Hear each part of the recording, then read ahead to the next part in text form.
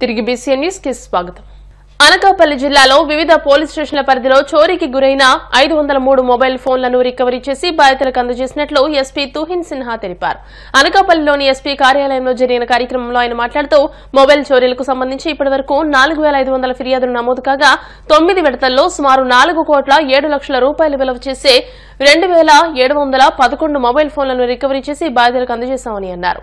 503 mobile phones recover చేసుకున్నారు. ఈ 503 mobile phones కి విక్టిమ్స్ కి ఆర్ మిస్సింగ్ ఎవరెవరు మిస్ చేశారు ఈ మొబైల్ ఫోన్స్ వాళ్ళకి ఈరోజు హ్యాండ్ ఓవర్ చేసుకుంటున్నాము.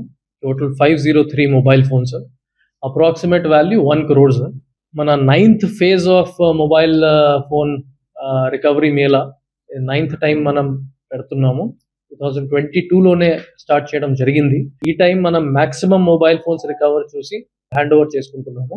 ఇన్ టోటల్ 4500 కంప్లైంట్స్ మనకి ఇప్పుడు వరకు రిసీవ్ అయింది. ఇందులో 2711 మొబైల్ ఫోన్స్ ఇప్పుడు వరకు ఇంక్లూడింగ్ దిస్ డేట్ రికవర్ చేసి ఈ విక్టిమ్స్ కి ఇవ్వడం జరిగింది. Total approximate value is around 4.07 crores. ఈ 503 మొబైల్ ఫోన్స్ మన IT core team along with CCS team బాగా కష్టపడి ఫ్రమ్ ఆంధ్రప్రదేశ్, తెలంగాణ, తమిళనాడు, ఛత్తీస్గఢ్, మహారాష్ట్ర అక్కడ వరకు వెళ్ళి అది రికవర్ చేయడం జరిగింది.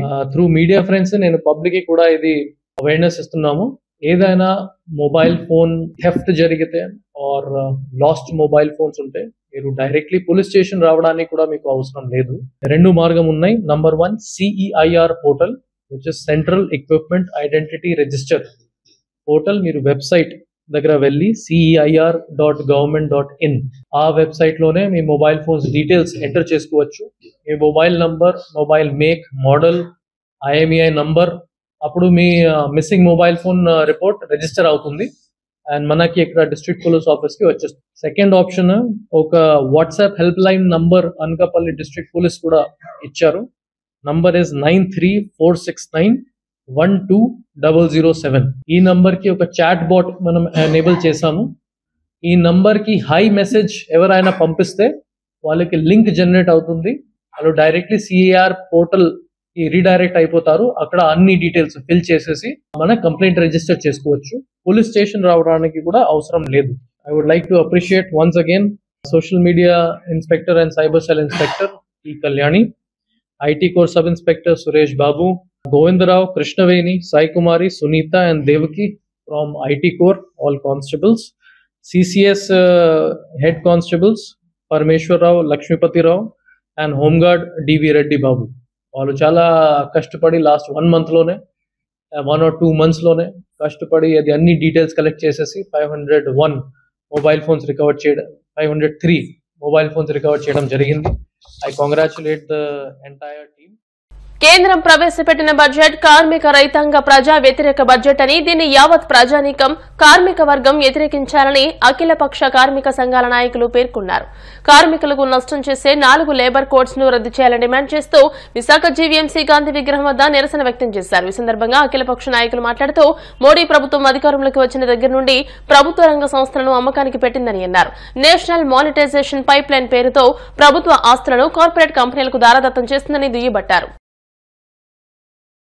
మోడీ గారు 11 సంవత్సరాలు అవుతుంది అధికారంలోకి వచ్చి. ఆయన ఎన్నికల ముందు 2014 ఎన్నికల ముందు ఈ దేశంలో యువతకి సంవత్సరానికి 1 కోటి ఉద్యోగాలు కల్పిస్తానని చెప్పాడు. 1 కోటి ఉద్యోగాలు ఇవ్వడం కాదు కదా, ఈ 11 సంవత్సరాల్లో కొన్ని కోట్ల మందిని నిరుద్యోగులు చేశాడు. ప్రభుత్వ రంగ సంస్థలను అంబానీకి అమ్ముతున్నాడు. ప్రైవేట్ రంగాన్ని కూడా సర్వనాశనం చేసి కార్పొరేట్ శక్తులకు ఎరంగం చేస్తున్నాడు. రాజ్యాంగాన్ని ఉల్లంఘిస్తున్నాడు. నేను నిర్మలా సీతారామన్ గారు బడ్జెట్ పెట్టి గాలిడి అంకెలు ఇవాళ జరుగుతున్న ఢిల్లీ శాసనసభ ఎన్నికలు, రాబోయే బీహార్ ఎన్నికలు దృష్టిలో పెట్టుకున్న బడ్జెట్ ఉంది తప్ప ఉపాధి అవకాశాలు పెంపొందించడానికి కానీ, రైతాంగానికి గిట్టుబాటు ధర ఇవ్వడానికి కానీ, కార్మికులకి మినిమం 26,000 ఇవ్వడానికి కానీ ఎక్కడ బడ్జెట్ లో ఉల్లంఘించలేదు. వారు ఉట్టి సోది కబుర్లు చెప్తున్నారు.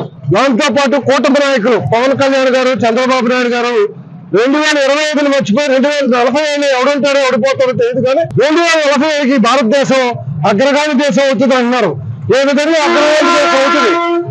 వినోదీలను సృష్టించడం అగ్రగామి దేశం అవుతుందా? బ్యాంకు లోన్లు ఎగ్గొట్టడం అగ్రగామి దేశం అవుతుందా? ఈ ప్రభుత్వం చెప్పేవని కాకిరెక్కలు.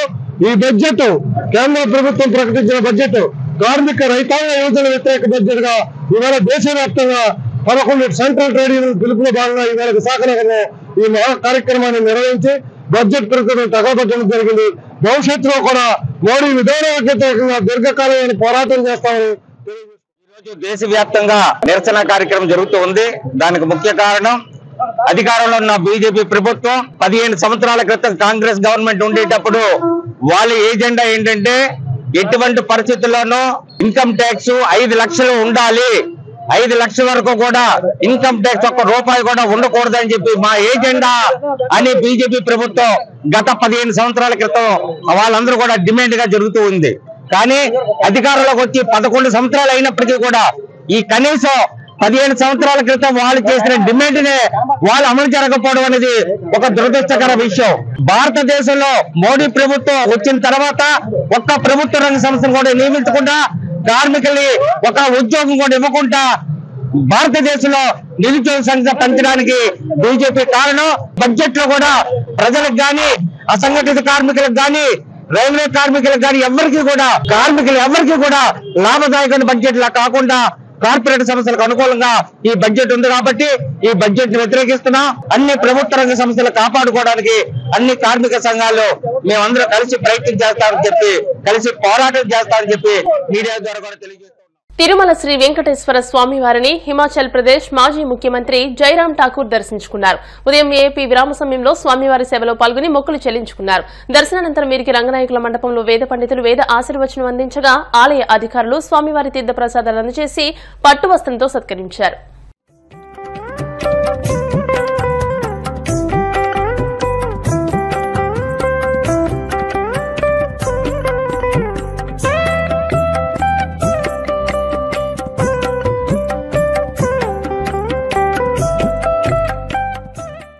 హైదరాబాద్ లో దారుణం చోటు చేసుకుంది. సెల్లార్ గోడ కూలి ఒకే కుటుంబానికి చెందిన 3 ప్రాణాలు కోల్పోయారు.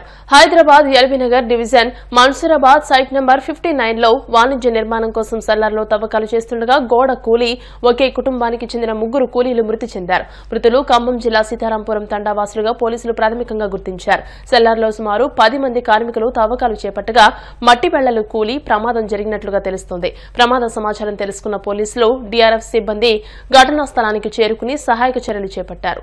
వార్తలు ముగించే ముందు ముఖ్యాంశాలు మరోసారి. కూటమి ప్రభుత్వంలో 20 లక్షల ఉద్యోగాలు తప్పక ఇస్తాం. ఎన్నికల్లో ఇచ్చిన హామీకి కట్టుబడి ఉన్నామన్న మంత్రి నారా లోకేష్.